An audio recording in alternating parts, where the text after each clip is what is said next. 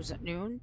Um, kind of have a busy lineup here today. We're going to start off with Dorothy Cribbs. She's the Kent County leader, and she's going to be discussing clerk advocacy and a success story and how it came about. So, Dorothy, welcome. Hi, everybody. I'll try and be succinct. If I start to ramble, pull me back on course. But I'm fairly new to election work. Started as an election inspector in August of 22 in Cascade Township in Grand Rapids.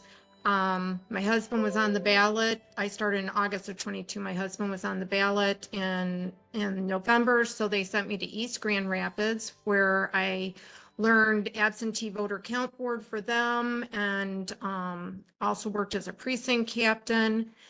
And then I decided to work in the city of Grand Rapids. So I got, trained to do that, worked the absentee voter count board for them. But I also saw, it was kind of cool because I saw what it was like to work in Cascade, which had 10 precincts, versus the city of Grand Rapids, which has like 74, 84, I don't know. They have quite a few. And I saw how difficult it was, and it was easy for or Cascade to get workers of one party. I know I'm not supposed to say, but they were red-leaning people. And it was harder for the city of Grand Rapids to get red-leaning people. And so I was encouraging people that, weren't getting placed in the suburbs to go work in the city if they could, because they really needed people. And then I met with them to see how I could help them get more workers. I ended up letting the Michigan GOP know that I had a meeting with them to help get them more workers. So I built a relationship. I built a relationship in Cascade by going to the Cascade Township meetings, and getting to know our whole board there, which shows what advocates can do. As they get to know you, they trust you. That was something we did. I did with another person that also goes on the Zooms, or has in the past, for MFE. And we met with in Cascade the deputy clerk and asked all sorts of questions. We had seen some things on chat that said, "Oh, go to your clerk and ask about this stuff." And when I went to go do that, they were like, "Man, we're getting a lot of people coming in doing that." And I was like, "Oh, this isn't good. It makes us look like, I don't know. We just need one person reaching in." It was, we don't want to waste our clerks' time because they have a lot of other things they do. So that was where we started looking in Kent County at, well, let's just get single people to be contacting, not, like everybody bombarding them for the same information. Then anyways, so then what happened is that I put this Zoom on my calendar regularly. I've done that for quite a while now, probably 2 years. And I find I learn so much, and it is so encouraging to hear everything that's going on. So what happened was that the information in the report about FOIAs and the lack of red-leaning people working in the larger jurisdictions, I heard that Grand Rapids hadn't responded to the FOIA. And I was like, well, I have relationships with those people. I'm going to find out. And I contacted Joel Hondorp, the Grand Rapids city clerk, and he was like, "We never got this FOIA." So then I got from Judy her actual FOIA, so that I could see who it went to and everything. And so then Joel could follow up with that. And then they contacted me because they had my phone number, and they said, "We didn't," but in the meantime, with the clerk of Grand Rapids having the information, he started pulling together the information to give in response to the FOIA. It just had to go through their channels. But I know we were coming up on the deadline. It was anyway, so I ended up being on the phone for quite a bit trying to get all the information sent and talked to the legal person. They looked all over the place. They don't know where the emails from Judy went in her response to their email, but they didn't have a phone number for her. I don't know that, so they didn't have that in the original one. I don't know why they didn't reach out to her Proton Mail though, after, they got it, but they reached out to me to let me know that there was a problem apparently in their FOIA software called Just FOIA, that they did not get the Proton Mail emails. So anyways, I gave, it was taking a time going through their process, but I reached out to them and expressed the urgency, and we did get the information in time. So for the report. So I guess that's all I have. If there's any questions, I wasn't looking.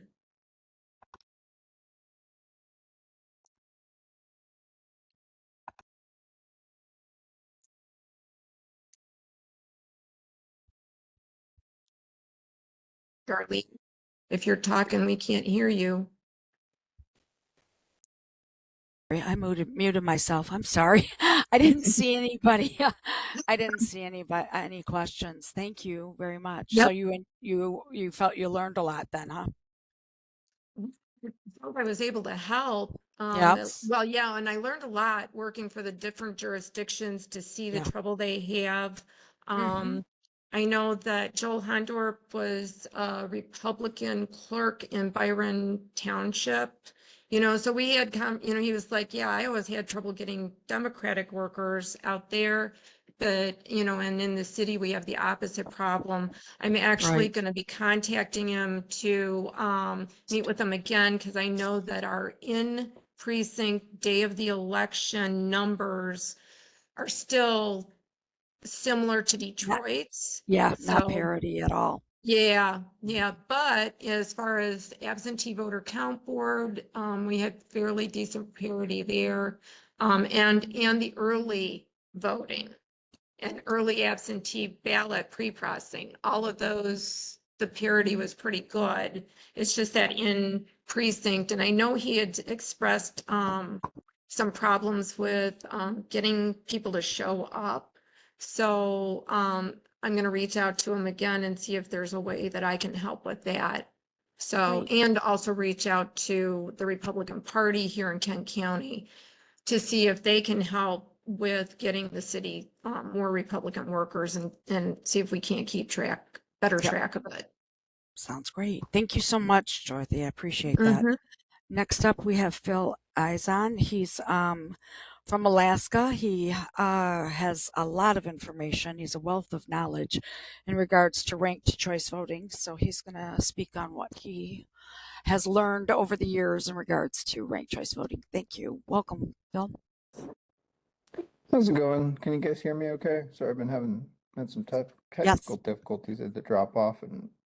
and So setup far, we're again. good. So okay, well, if you're just gonna start off with like there's two links in your comment in the chat, and one of them is to the RCV field manual application, and the other one is the ballot exhaustion explainer application. And so just take your time and go click those. Just get comfortable navigating to them. And then I'll put my website where these tools are located on the chat as well.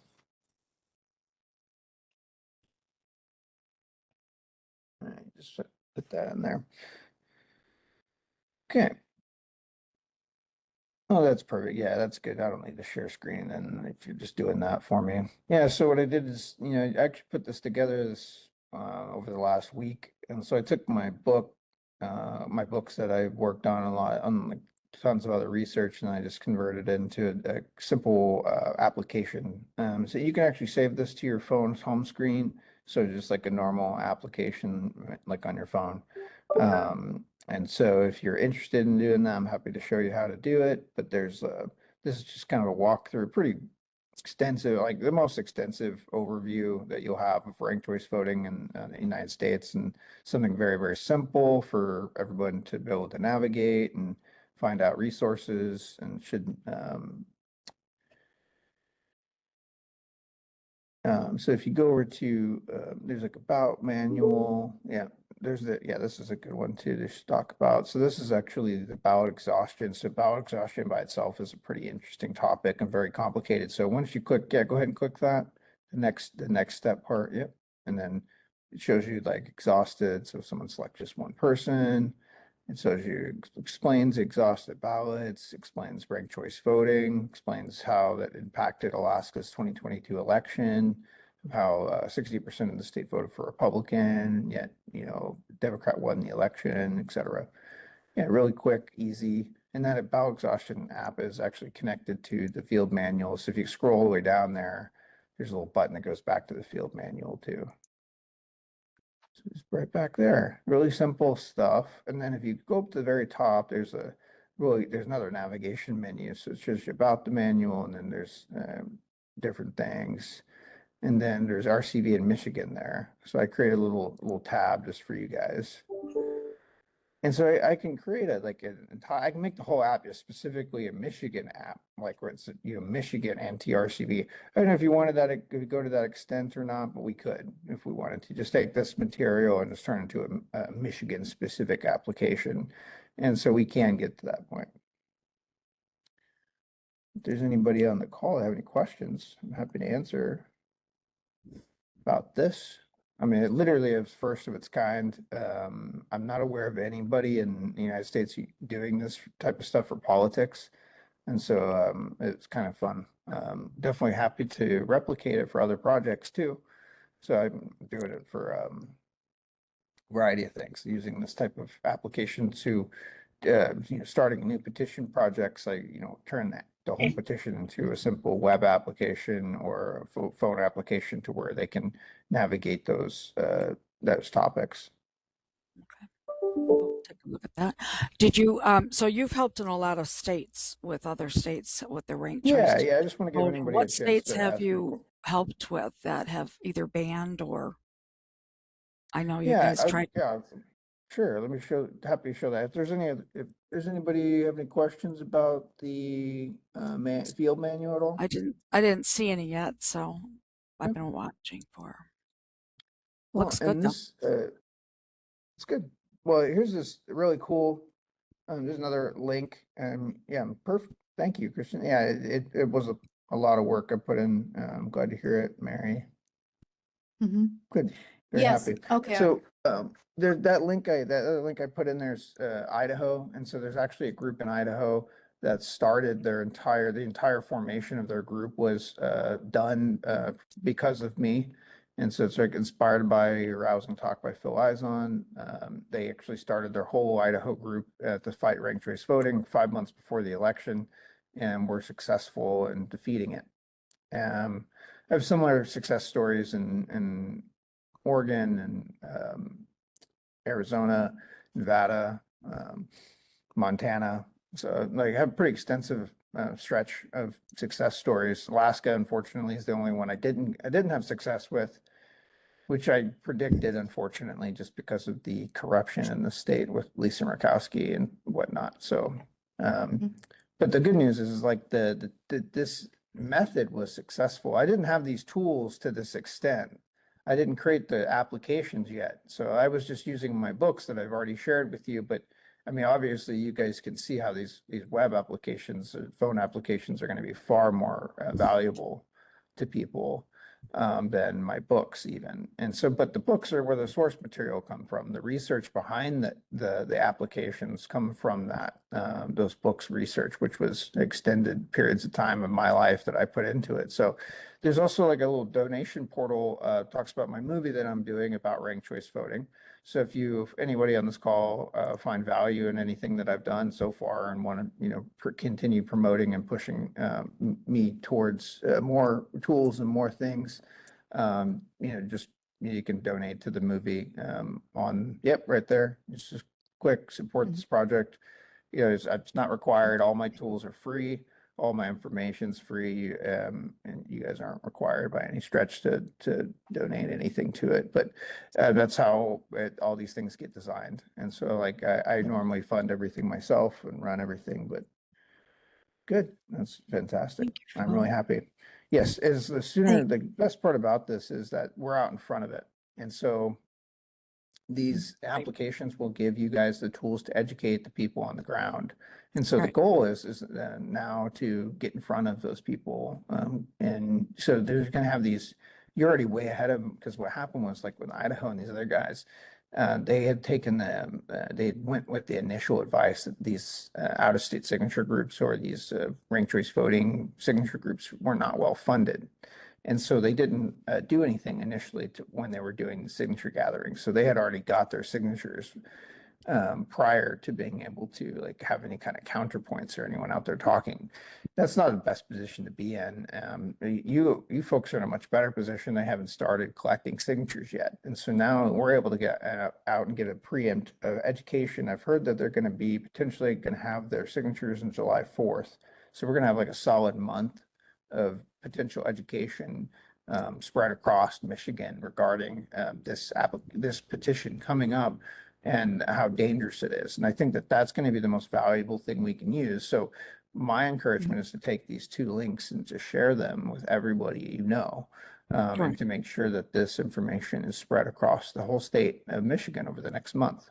And so social media shares, email shares, there's nothing nefarious about these links. They're my links. They're hosted on cloud servers. I know the links look weird, but you can just give them my website, the Tropic Tundra, and there's 2 little web links at the top. But it's just because of hosting, tens of thousands of people for different, just makes sense for when you're hosting services to make sure that they can maintain large amounts of traffic.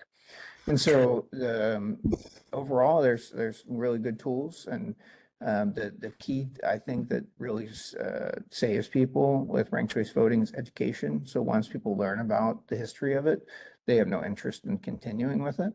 And so that the overall of that, the videos that I have, the website that I've got the updated information regarding the website. And so I will update those, the website, now that I have that. I got that from Darlene today. So I'll start working that, and then I'll add in the web apps to the website, and we should be in pretty good shape overall. If there's any questions at all. Sherry? I just want to say, Phil, thank you so much. What time is it in Alaska right now? 6:20? It's 8:20. I technically haven't slept yet, really, because I've been up working on other projects. But I got a little bit of a nap, but to be honest, I'm definitely going to go to sleep after this. But it's the crazy thing is most of these Michigan calls, I'm up at like 5:30 in the morning or 6:30 in the morning or something like that because of the time difference. And then if I go to Hawaii, it's 2 hours earlier than that. So. Yeah. Well, we sure appreciate all that you're doing for us tremendously. So thank you. Yeah. Thank you for your No problem. partnership with us. Yeah, We're launching. Please take it seriously, because like the materials, I've never given away material like this ever. Never put it together like this, and I've spent an extensive period of time putting it all together for people to make sure that they're very well prepared. Thanks, Phil. Mary, did you have another question, or you're unmuted? Yes, I did. Okay. I should be unmuted You go ahead. now.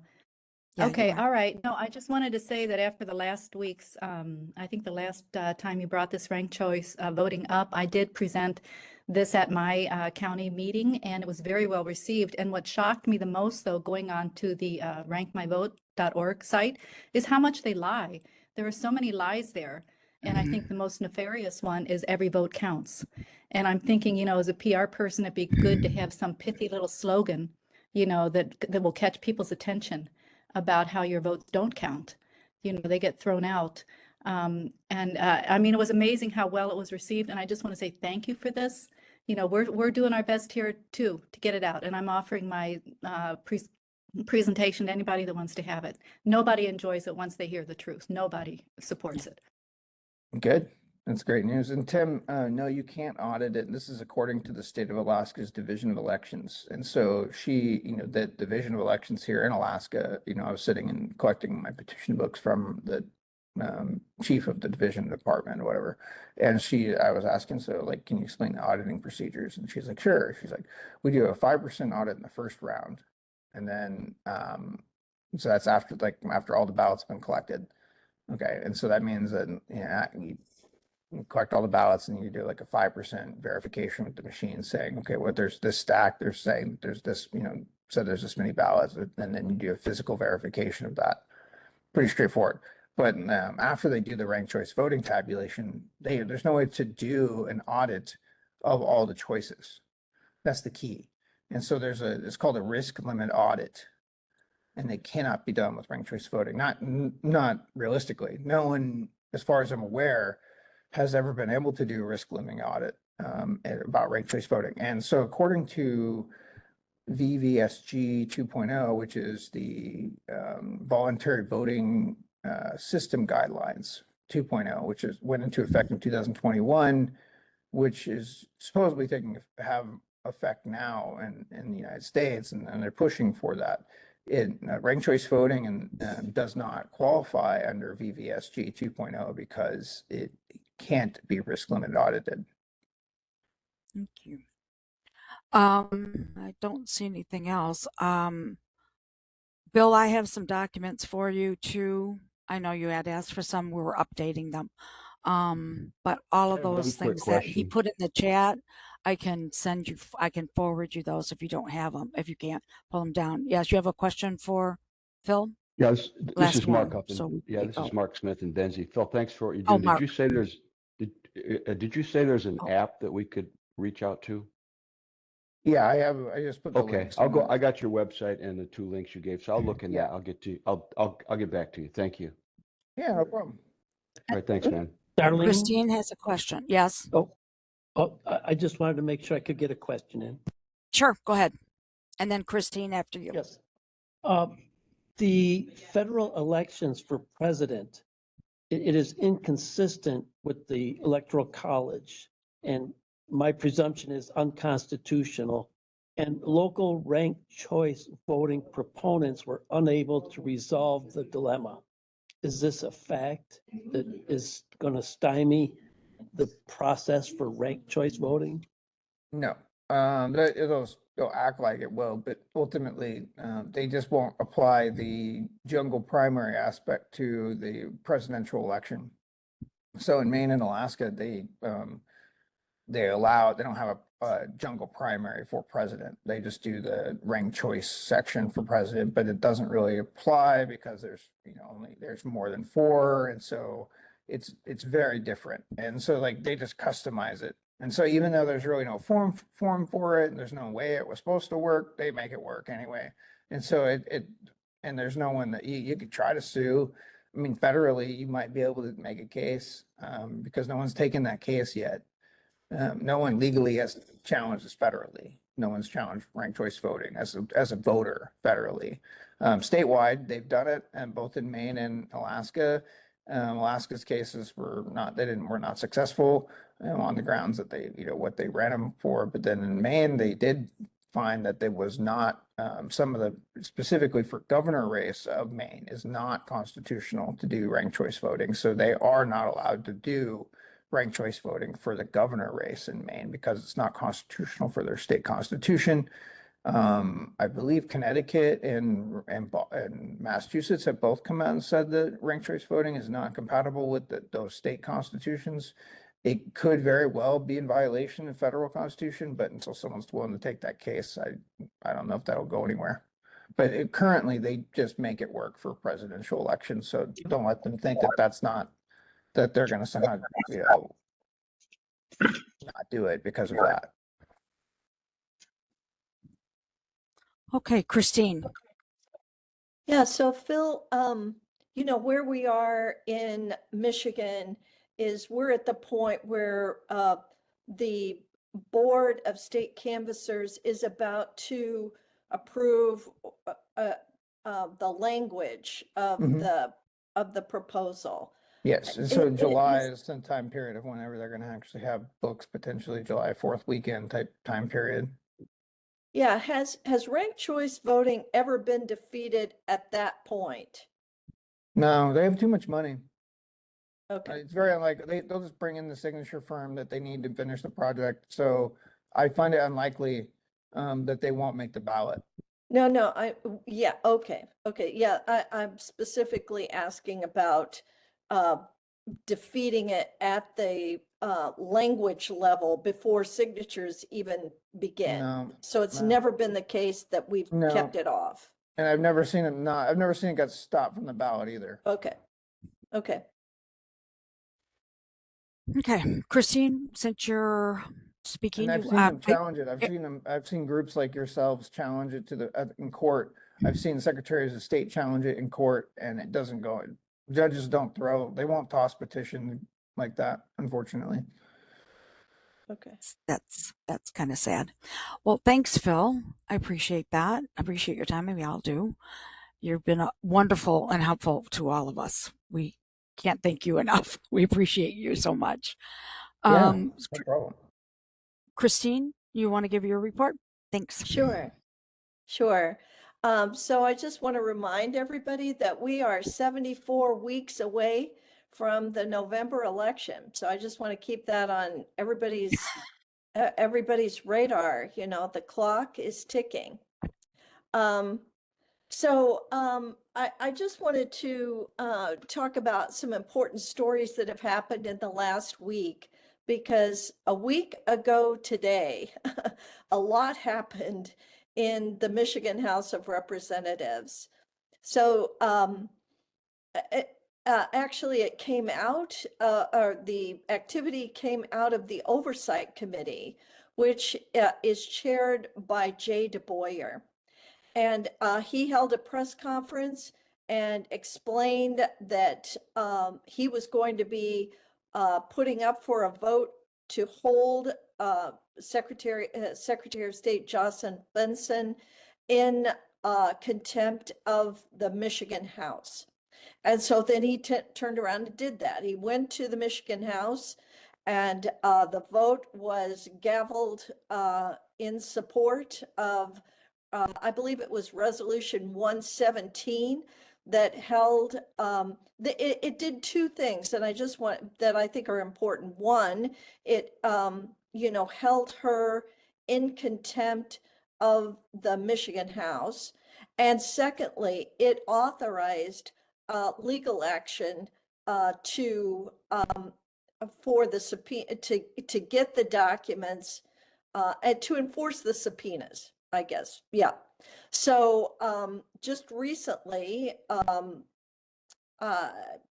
so Jocelyn Benson had said, I'm happy to have this whole thing mediated, or, we could go to court, one or the other, but I'm not going to talk face to face with anybody from the Oversight Committee. She refused to have any sort of face to face direct communication and try and settle it that way. No, she was happy to do mediator or go to court. Well, according to Chair Representative Rochelle Smith, they are going to go to court. So they've made that decision, and but they haven't yet filed. So that decision is made. They're going to court. So we're just waiting for that to happen. It's not clear exactly what that will mean in terms of time frame. It looks like a lot of apparently the Michigan courts tend to prioritize these anything that's real high profile like this or has to do with elections. So it might go pretty quickly, which would be good. Okay, if it could go quickly, because and especially if it's if the decision is in our favor. If it doesn't go quickly, that can work in our favor as well, because that means that that story is going to just hang on and hang on and hang on in the headlines for a long time and just be hurting. It will be so the idea of transparency from the Department of State will be discredited, you know, by this whole process. So I just want to mention those things because those story. Oh, well, the third thing that happened recently is that we have a new Democrat candidate for Secretary of State. So the Ingham County Clerk, Barb Bynum, she has thrown her hat in the ring. So we have two Democrat candidates for Secretary of State. We have no Republican candidates who have thrown their hat into the ring just yet. Now, I mention all of this to say we are trying to get you information about what we, being Michigan Fair Elections Institute and the news portion of MFEI, we're trying to get you the information about these things as quickly as possible. And we're doing that in like a number of different ways. First of all, we try to get anything that's breaking news, we're trying to get out on social media the day it happens. Secondly, we've initiated a new news feature that we're calling 3 for 3, 3 brief stories that can be read in 3 minutes. So that's another way we're trying to quickly get news out to you. Then, of course, we're doing our articles, we're doing our investigations, longer investigations, and we're putting everything like this meeting out on Rumble. So that is how the communications team is working to keep all of you informed. And then I just want to mention, as far as upcoming, so we're also trying to anticipate news, what's coming up that we need to cover. And one of the things that we're anticipating is Tim Vetter's testimony on Tuesday. He will be testifying before the Election Integrity Committee on Tuesday. I'm not sure exactly what that date is, but this upcoming Tuesday is going to be Tim's opportunity to educate that group about his findings and his work. So that's something you're going to want to watch. You know, it is streamed live. If you need that link or you have a question about that, you can contact me or Sherry Ritchie, and we can give you that information. So those are the stories that are going on and what the Communications Committee is doing to try and keep you informed as quickly as possible. Does anybody have any questions for Kristine? Great job, Kristine. You guys are doing wonderful. Mary Moylan wrote one. What about the petition drive for only citizens vote? Oh, and the other one along with the same. I don't know anything about that. Sherry, do you, or do you, Kristine, about the only citizens vote petition? I don't. Oh, Sherry does. Does anybody have any questions I for? just have a response in there. They're not out yet. Okay. So, yeah, now just one thing to keep in mind, everyone, there are 2 completely separate petitions that we can casually call only citizens voting. They have different names. They each have a different name, and they're just slight differences, but they are not the same petition, not the same point. And the only way to really know the difference is to go to and read the full language of each proposal, not just the 99 or 100 word summary. So very complicated stuff. We need to internally do some more research on that so we can advise Sherry, people. this is Phil. You know, I was like, that's what I'm talking about, is complicated things. Like, we can take those things and turn them into little apps like that and make it very easy. And like, Good. so like pretty much anything data related or, you know, the petition related, like, especially if we're doing a petition, I suggest, like, you know, I'm working with that group already, like one of them at least. And so I'm happy to, if you guys know of any other petition groups specifically, like I have technology on, you know, like the apps, but I have technology side of things that make petitions easier. And it's actually called Petition Engine or Petition Magician, petitionmagician.com or petitionengine.com. And it's actually like technology to help get petitions done faster and easier and help collect databases and build databases and stuff like that. Awesome. Thanks, Bill. Thanks, Phil. Sherry, did you have anything else on that at all? I was the going to ask petition? on just for you Not at guys, this time. Darlene, I have a bunch of I have representatives and people that were in charge of different groups and from all these states. I could bring them and on calls like this and have them come and talk about their experience with it and then what they did locally was successful. And I mean, you get a general overview with me, but if you guys want to have like specifics from, different states, I'm happy to kind of facilitate that for you folks too. Okay.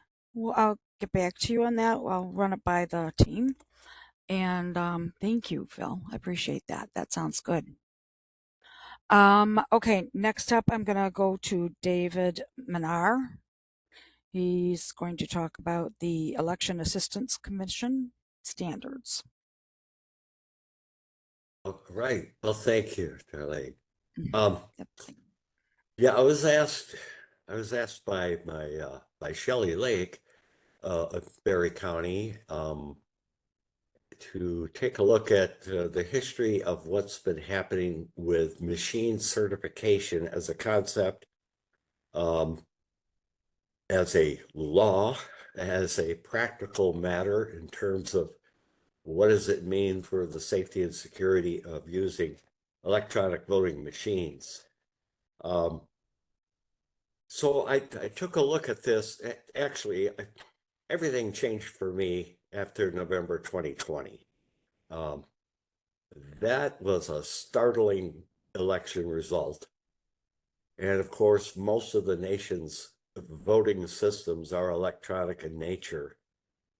And it led me to believe strongly that there was something going on that was nefarious. And much to my chagrin, I've had a lot of trouble getting any information from the state of Michigan directly about the concerns about how these machines work and what happened during that particular election. As time went on, I realized that I had to get involved more personally on this. So I was asked I started asking questions of the county clerk and how to get information from the Board of Elections in Michigan, initially about 2020, but then as we were preparing for 2022, I decided to be involved as an election worker and get firsthand information that way through their training and realize their training was lacking. And most of this was centered on what does it mean to be a certified machine in Michigan as law required for all equipment being used in Michigan elections. I worked with the county clerk on that, and she said, she couldn't get any information either, so I was on my own. So I generated a memo of analysis for my county clerk to forward on to the Board of Elections. And not surprisingly, there was absolutely no response to that. That was done in June of 2023, following the 2022 election and the Proposition 2 passage, which changed things yet again in terms of what it means to have certified equipment. Certification is a federal initiative under the U.S. Election Assistance Commission, EAC, which produced machine certification technical performance standards known as VVSGs, Voluntary Voting System Guidelines. The guideline in effect, even as we speak, in terms of actually been tested to a guideline, dates to the year 2005, 20 years ago. Now, who in their right mind would ever think that a sensitive electronic device, like a computer, like a cell phone, would be held to a standard 20 years old and have anybody have any confidence? Well, that was part of my war cry, is that we're dealing with a system, both federal and state, that no longer has any trustability. It's just no public confidence in having a system be tested for security, performance, technical accuracy, all of that in a day and age with the hacking, the hacking of computers changes day by day. So again, no response from the state. So I moved on to say, okay, so in all the elections I'm voting in the future, I'm going to vote with a protest. And I developed a protest form. I think that can be shown on your screen at some point. To Jeff is available. Yes. And these items will be available too after my presentation through the MFEI and network here. And the voting notice of protest just summarized a historical experience in the development of standards for machines to be reliable in a voting system. And of course, it gives the fact that I'm voting under protest, that I have no public confidence, or I have, member of the public, no confidence in the system performing as it should, or as according to a standard that would be applicable or appropriate, newer than 20 years old. So those concerns were embraced and put down in writing as a matter of protest. And I would file that form in my local voting jurisdiction every time I voted from 2022 on. What was your response with that? Did you have a response with that? I had a welcoming response at the voting jurisdiction. Sure, we will file this in our official books as part of the official record. Yeah. I had other responses from people I've shared this with, and I made it available. It's just a document that could be downloaded off, gosh, I forgot what website it was now. But there's been very, very little interest in taking it up personally by other voters. I just think personally, it's a great way. If you can't get communication through your government authorities, then just communicate as part of your vote, because that has to be part of the record. David, I have a couple of questions for you, we have, because we have limited time. Are you saying that, because I know at some places are saying that they don't check all the machines when they're doing the testing, and if the machines are 20 years old, is there anything that you recommend or that you've learned throughout this? Is that how we can go forward and make sure that all the voting machines are being looked at and ran through their testing? Here's the thing. Yes, they certainly don't test every machine, but it's the standard that they're tested to that's 20 years old. Oh, that's wrong. That's the problem. That's the EAC standard.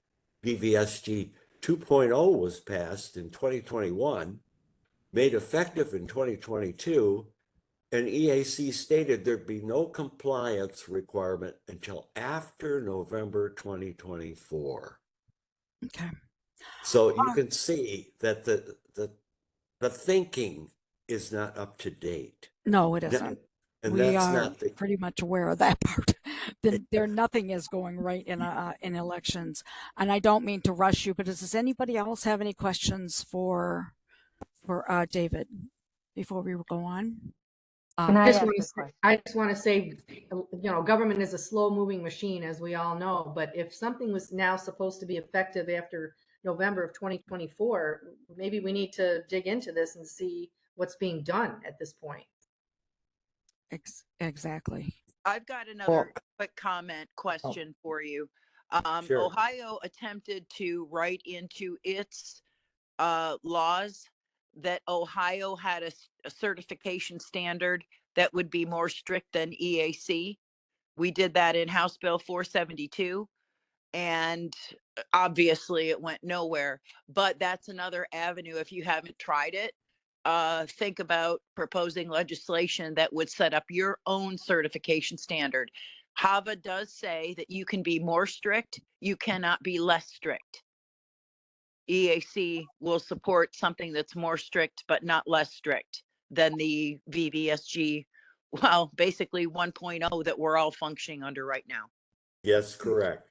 1.0. Jeff Schaeper, what are you showing on your screen right now? Jeff Schaeper, we see everything on your screen. Yeah, we're reading your email. Thank you. Okay. And then let me, if I can close with just one thing. Okay. My conclusion is similar to that of every other cyber expert in the world, and really it's all based on, in my opinion, is based on that. Colonel Sean Smith in particular, the work he's done. Bottom line is the only solution to a reliable, safe and secure election is hand count. And there's a lot of other issues that should be changed that we're having to deal with in Michigan too. The extended advanced voting and mail-in fraud, all of that, which could be greatly eliminated. Yeah. So Kristine, you had a, thank you. That's the bottom line. Kristine, okay, great. Kristine, you had a comment. Well, I mean, I just think it's, for one thing, I love the idea of that protest thing. I love the idea of a citizen going on the record and publicly filing that you are protesting, you know, that you do not have confidence that the machines are accurately counting the votes. I love that idea. Secondly, it just seems like that EAC is just worthless. I mean, so that's my second comment. My third comment is just recently, the Board of State Canvassers, part of their role apparently is certification of these machines. Or they were talking about that. Anyway, what is their role in this whole thing? Well, here's the other thing that since Proposition 2, the language of the Michigan election law has changed to completely ignore machine certification. I don't know if all of you are aware of that. To me, it was a mysterious change that I never heard of being publicly announced. But if you go to the MEL now and look at the sections that deal with electronic voting systems for approval in Michigan, there's only a reference to being tested by an accredited lab, not to the previous language that mentioned the EAC VVSG standards. Right. So I just want to say something real quick that, you know, the EAC has the VVSG 2.0, and that is, if you look at, and should add to your repertoire of conversation, at least for your election administrators, is that this ranked choice voting does not comply with VVSG 2.0. So it is not compliant with EAC 2.0 requirements. And the reason why is because it cannot be risk limit audited. And there's no example of a risk limit audit being done, especially not on a large scale anywhere in the United States with ranked choice voting. So everyone should make sure that every one of their county clerks and all their election administrators are aware of that. Thanks, Phil. I'm just going to give a quick update on what we're doing here in Michigan with ranked choice voting. Mine will be very quick because I still know we have the All-Star Award to go. So we received, Phil has worked on a website for us, and it was, we've been working on that, and Sherry and I worked a lot on some of the things we saw, and then we had our own meeting yesterday, and they liked the stuff that Sherry and I had come up with, and I've sent the information off to Phil on what we wanted changed in the website, and then once the website is done, then with that will include any documentation that you're going to want to download. And Phil said it won't take long to get that finished. I'm hoping that we'll have that done within the next week. And the documentation, so like a one pager, or if you want the palm cards, people will be able to download those and have them printed. There will be a place to do that. And then we, as Michigan Fair Elections, will be getting palm cards and be using them in our, when we go out to talk about ranked choice voting. And so if you, I just wanted to update you where we're at. Sherry, can you think of anything else or that I may have forgotten? I wasn't on Zoom yesterday, unfortunately, but I think whatever Phil is going to redesign, we're going to be proofing that, correct? Yes, yes, Before next yes. week. Okay, Yeah. right. Yeah, Thanks. we're gonna. I send him stuff, and then he'll be sending it back, and then we'll go forward with the next review. So it didn't take him long to do the first one, and I sent that stuff out to him today, early this morning, in the middle of his night. Okay, that's it for me. If anybody has any questions. And I had a quick question. So do you guys, when you get a chance to review those applications I sent over, if you want a Michigan specific version of that, we can incorporate lots of fun stuff into it. So like make it like shorter, make it more specific to Michigan, highlight your campaign points or things like that. You just let me know if that's something you guys want to do. Okay. I did look at each one of those links that you posted, Phil, real quickly, and yeah, I've got ideas going. So yeah, thank you so much for those. I like them. We'll work with those. Thank you. All right. Then I guess it's time. Can someone hear me? Oh, yes. Who's Hi. speaking? This is Julie Roberts. I came in kind of late, Oh, but hi, I Julie. listened to David. Hi there. I listened to David, and I'm wondering if he's got great ideas and work he's done, and I loved it.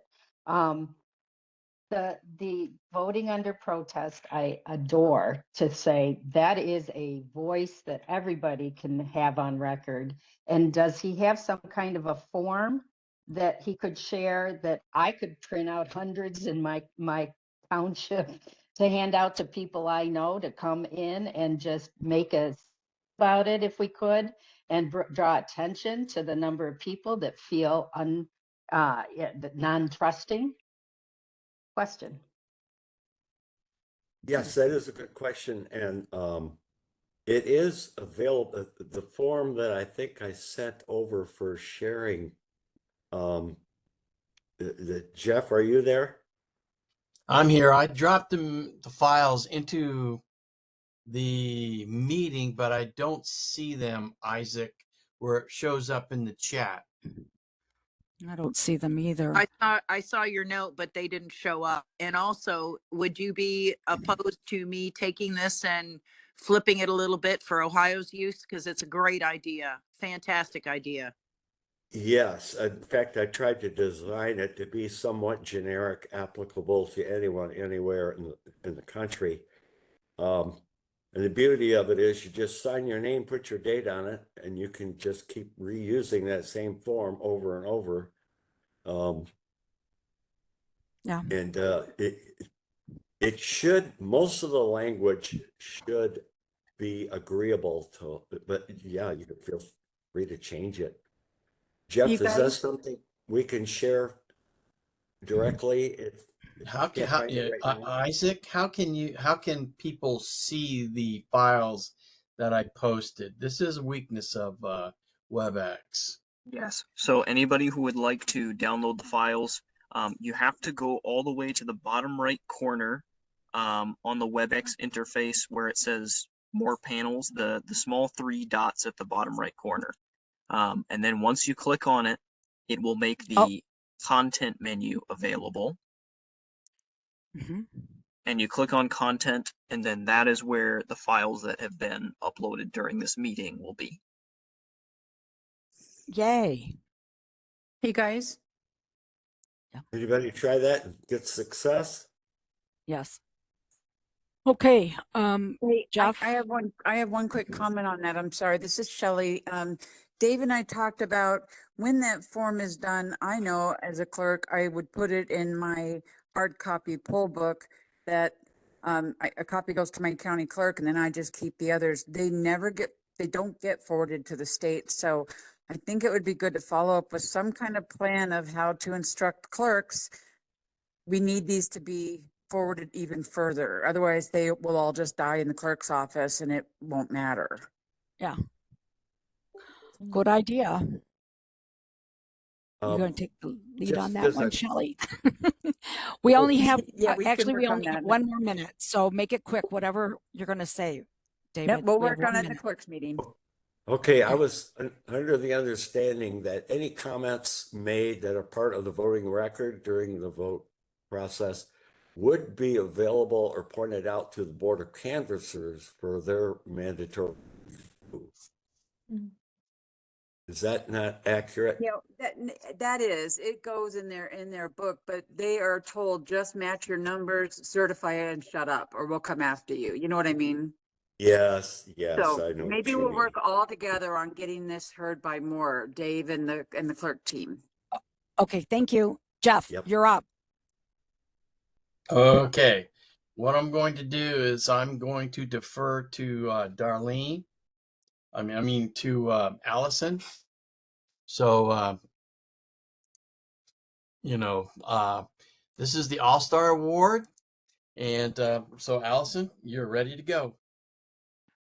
Hey everyone, and thanks so much for those of you who have attempted to nominate someone.